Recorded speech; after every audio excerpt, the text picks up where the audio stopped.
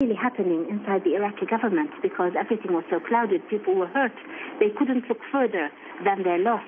But when the violence ebbed after the beginning of 2008, people started picking up the reins of their lives, looking around to see what is going on.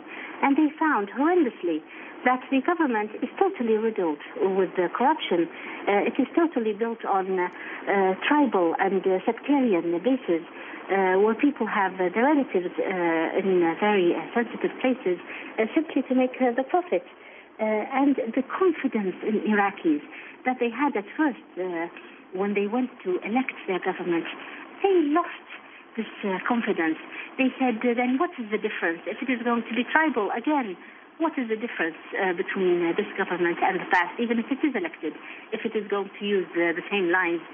And that is, of course, part of the problem, is that it is not a matter of just putting a government out there. The problem is this government needs to gain the confidence of the people. It needs to give them something that they can hold on to. It needs to look at their very difficult lives. They don't have electricity.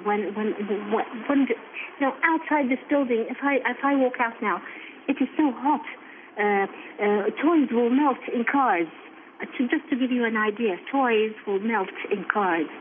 That is the heat. And people don't have electricity. After 6 years, they don't have water in their homes. I spoke to a person yesterday in Baghdad neighborhood while we were touring the city for reactions.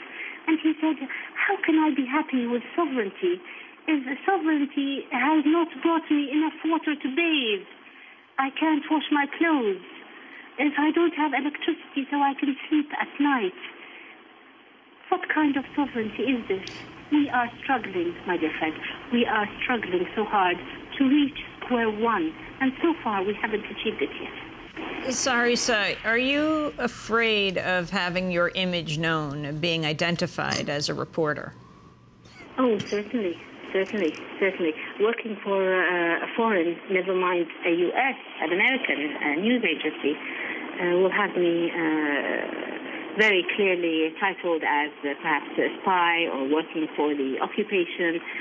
People, the simpler people, let us say, can't differentiate between a person who is picking up information and writing things and making things public to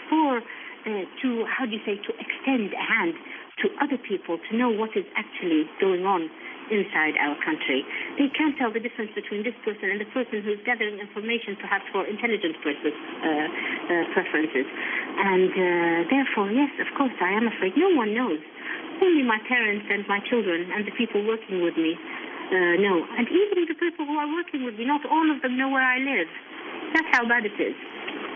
We're also joined by Jeremy Scahill, award-winning investigative journalist and author of the bestseller Blackwater, The Rise of the World's Most Powerful Mercenary Army. Jeremy, welcome to Democracy Now! Thanks, Juan. Your reaction now to this National Sovereignty Day, and especially also if you could talk about the recent awarding of some oil contracts in Iraq. Right. I mean, this is a very contrived sort of hallmark holiday here. I doubt that decades from now, many Iraqis are going to be, telling their grandchildren where they were on National Sovereignty Day. I mean, remember the whole stumbling of President Bush when he declared Iraqi sovereignty. He talked about the definition of sovereignty as a sovereign entity. Paul Bremer already officially handed over sovereignty to the Iraqis 5 years ago, and yet we have 130,000 U.S. troops that remain in the country.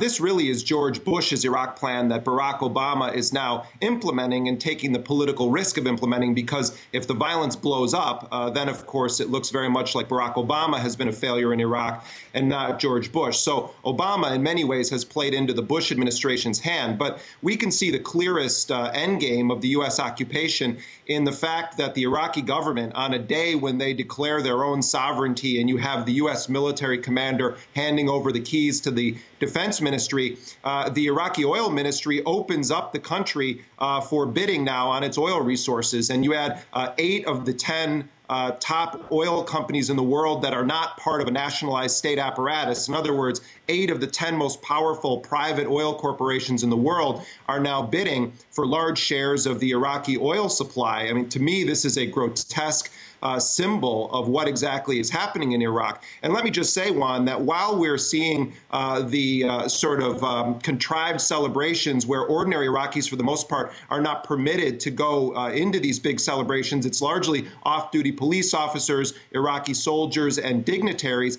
The reality is that U.S. soldiers are simply going to the outskirts of the cities and could easily go in to strike at them. General Ray Odierno, the top U.S. military commander there, would not be clear on how many U.S. soldiers are going to remain in the region. At the end of the day, the U.S. has a massive 80-football field-size embassy. They have thousands upon thousands of contractors, 130,000 troops still in the country, and they're going to keep a force of 35 to 50,000 residual U.S. forces when Obama is officially done withdrawing from Iraq. So in reality, we see Barack Obama implementing almost to the letter George Bush's and the neocons' plan for Iraq while putting a Democratic stamp on it and essentially downsizing and rebranding what remains a U.S. occupation. So no, this is Hallmark holiday stuff. And I think it's clear for anyone who's been following this that this is the same situation as when Bush tried to declare Iraqi sovereignty when Paul Bremer snuck out of Baghdad in June of 2004. Sahar Issa, one last question, and we only have 10 seconds. Do people in Iraq view the United States differently under President Obama?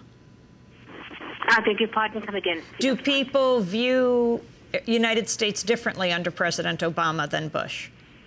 They do not view it differently. They just hope it will be a different nation, perhaps, as he is a change in himself, in his own nation. We will leave it there. Sahar Issa, Iraqi reporter working with the Baghdad Bureau of McClatchy newspapers, and Jeremy Scahill, who is reporting on this at rebelreports.com, author of Blackwater, The Rise of the World's Most Powerful Mercenary Army. Update on the situation of the Free Gaza ship.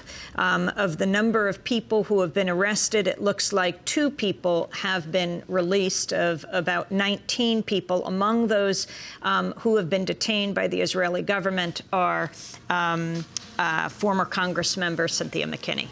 DemocracyNow.org, our website. Democracy Now! Produced by Mike Berkshire, Fotograduce, Aaron Mate. I'm Amy Goodman, Juan Gonzalez. Thanks for joining us.